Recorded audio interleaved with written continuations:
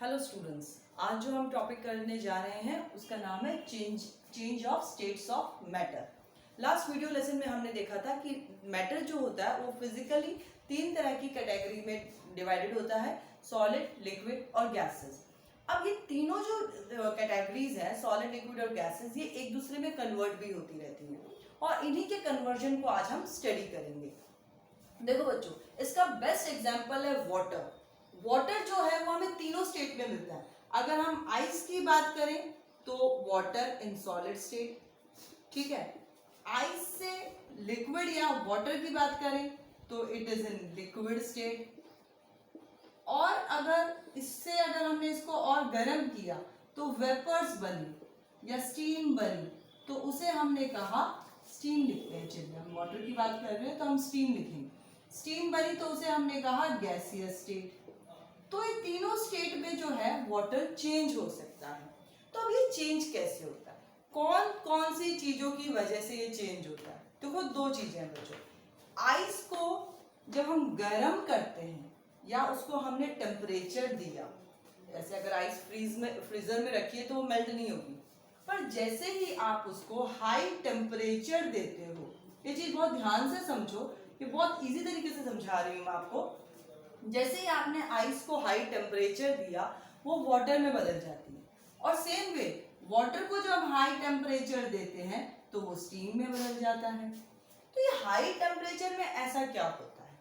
देखिए, ये आइस है बच्चों, आइस सॉलिड स्टेट है तो उसके पार्टिकल्स क्या है, पास पास में प्रेजेंट है, ठीक है, एकदम पास पास में उसके पार्टिकल्स जो है रखे हुए हैं। अब क्या हुआ, आपने उसको हीट दिया। हीट देने का मतलब होता है हीट के जो पार्टिकल्स होते हैं उनके अंदर काइनेटिक एनर्जी प्रेजेंट होती है। अब काइनेटिक एनर्जी क्या होती है बच्चों? काइनेटिक एनर्जी मतलब वो एनर्जी जो किसी पार्टिकल को मूवमेंट कराने में हेल्प करे, या energy due to the motion of the particle. या आप यूं समझ लो कि काइनेटिक एनर्जी पॉकेट मनी है। जैसे ही पॉकेट मनी मिलता है हम बाहर खर्च करने के लिए निकल जाते हैं, we can not stay at home. जब हमें पॉकेट मनी या पैसा मिलता है तो जैसे ही इसको काइनेटिक एनर्जी मिली आइस को, तो आइस के पार्टिकल्स में क्या हुआ कि चलो पॉकेट मनी आ गया, अब घूमने चले, बाहर निकले, तो वो पार्टिकल्स जो है वो दूर दूर हो गए। वो पार्टिकल्स क्या हो गए, थोड़े दूर हो गए, और वो कौन सी स्टेट में आ गए, वो लिक्विड स्टेट में आ गए। फिर जब अगेन लिक्विड स्टेट को हमने हीट दिया या काइनेटिक एनर्जी मिली तो वो और दूर दूर हो गए, and they changes into the gaseous state. Understood? तो इसका मतलब जो पार्टिकल्स, जो मैटर अपनी स्टेट चेंज कर रहा है उसमें दो चीजों का फर्क, दो चीजें रिस्पॉन्सिबल होती है। पहला होता है बच्चों effect of change of temperature. Effect of change of temperature, ये हमने अभी पढ़ा। Effect of change of temperature. Temperature का मतलब क्या हुआ, एनर्जी, ठीक है, डिग्री ऑफ हॉटनेस और कोल्डनेस ही होता है। तो एनर्जी आपने काइनेटिक एनर्जी दी, हीट की फॉर्म में दिया। जैसे ही काइनेटिक एनर्जी मिली आइस को, आइस चेंज हो गई वाटर में, वाटर को मिली वो चेंज हो गया स्टीम में, ठीक है। अगर हम इसका उल्टा करें, जब हमने इसको एनर्जी, अभी हमने इसको क्या दिया था, एनर्जी दी थी, हीट एनर्जी दी थी, अब हमने इसको एनर्जी कम कर दी तो अगेन पार्टिकल क्या होंगे, लिक्विफाइड हो जाएंगे। उसको कम कर दिया और ज्यादा, टेम्परेचर और कम कर दिया तो वो अगेन सॉलिड में चेंज हो जाएंगे। तो क्या फर्क, कौन रिस्पॉन्सिबल हो रहा है उसके लिए? Effect of change of temperature.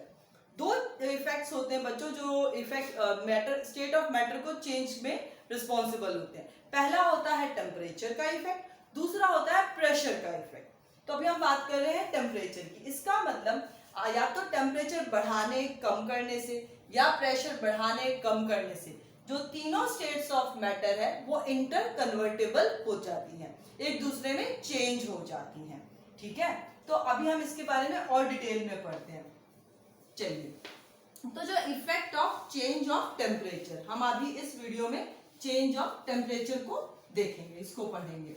तो सबसे पहले देखो बच्चों, हम इसमें चार आपको डेफिनेशंस पढ़नी है।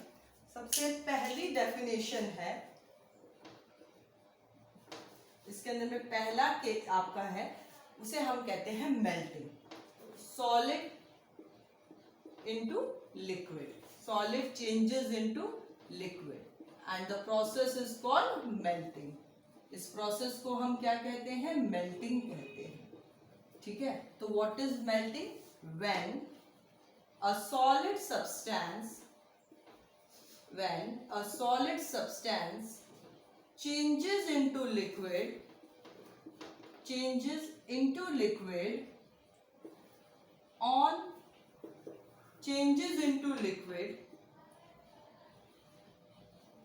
by increasing temperature.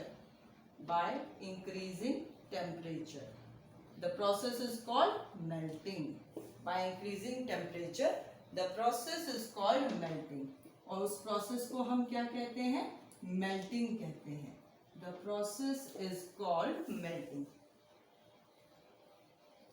जब कोई सॉलिड सब्सटेंस लिक्विड में बदल जाता है तो अपने आप तो कोई लिक्विड में बदलेगा नहीं. लिक्विड में बदलने के लिए उसको क्या चाहिए? हीट चाहिए, एनर्जी चाहिए. और उसको एनर्जी हम किस फॉर्म में दे रहे हैं? टेम्परेचर बढ़ाकर. और उस प्रोसेस को हम क्या कह रहे हैं? मेल्टिंग कह रहे हैं. तो मेल्टिंग टेम्परेचर एट विच, ये बहुत इंपॉर्टेंट है बच्चों, temperature at which a solid substance changes into liquid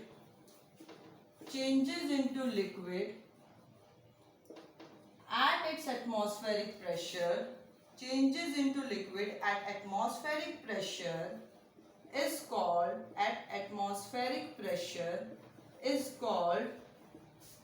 melting point. Is called its melting point. उसको हम क्या बोल रहे हैं? उसका melting point बोल रहे हैं. ठीक है, जैसे आइस की बात करें तो जो आइस है वो लिक्विड में बदल जाती है एट 0 डिग्री सेल्सियस.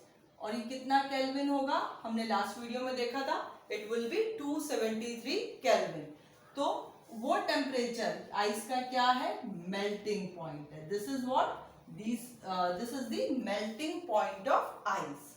तो मेल्टिंग क्या हुआ? जब सॉलिड सब्सटेंस किस में बदल गया? लिक्विड में. इसको याद करना भी बहुत आसान है. आइसक्रीम हम खाते तो हम मेनली बोलते हैं जल्दी खा लो अदरवाइज ये मेल्ट हो जाएगी. तो सॉलिड आइसक्रीम किस में बदल जाएगी? लिक्विड में. तो मेल्टिंग होती है. ओके, और जिस टेम्परेचर पर मेल्टिंग हो रही है उसे हम क्या कहते हैं? मेल्टिंग पॉइंट कहते हैं. तो जो ये हमने पहला देखा कि सॉलिड से लिक्विड के बदलने को हम क्या कह रहे हैं? हम मेल्टिंग बोल रहे हैं. अब अगर लिक्विड से कोई चीज गैसियस स्टेट में बदल जाती है, from liquid it changes into the gaseous state, तो उसको हम क्या बोलते हैं? उसे हम कहते हैं क्या? बॉइलिंग. सेकेंड पार्ट, लिक्विड से चेंजेस इनटू गैसियस स्टेट, और उस फिनोमिना को हमने क्या बोला? Boiling. We called it what? Boiling. ठीक है, बॉइलिंग. देखिए, when a liquid substance changes into gaseous state by increasing the temperature. Same definition. When a liquid substance changes into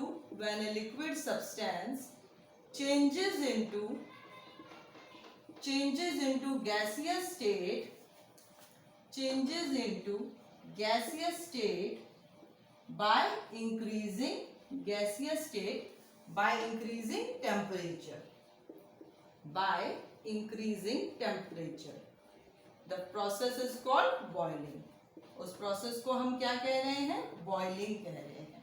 The process is called boiling. It is called what? Boiling.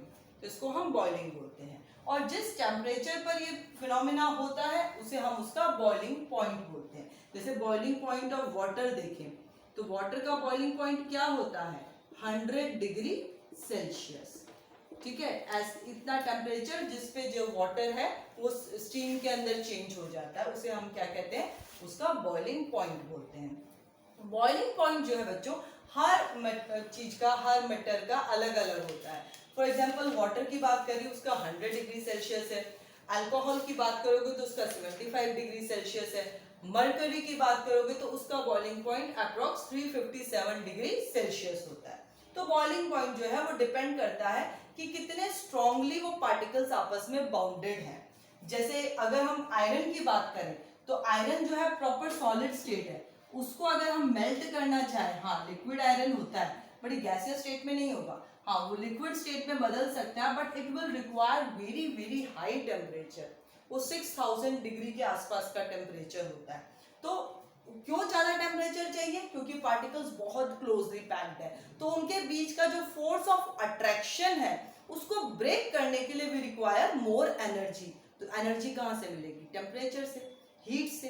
तो जितने ज्यादा particle strongly bounded होंगे उसको break करने के लिए उतना ही ज्यादा एनर्जी की रिक्वायरमेंट होगी। उतनी ज्यादा एनर्जी किससे मिलेगी? उतना ज्यादा टेम्परेचर देने से मिलेगी। तो सारा काम किसका हो रहा है? टेम्परेचर की। और टेम्परेचर कर क्या रहा है? इनके बीच में जो बॉन्ड है ना, जो फोर्स ऑफ अट्रैक्शन है उसको ब्रेक करना है। फोर्स ऑफ अट्रैक्शन ब्रेक होते ही वो सब दूर दूर हो गए, दूर होते ही स्टेट चेंज हो गई। ठीक है, तो ये हुआ हमने लिक्विड से गैसियस पढ़ा।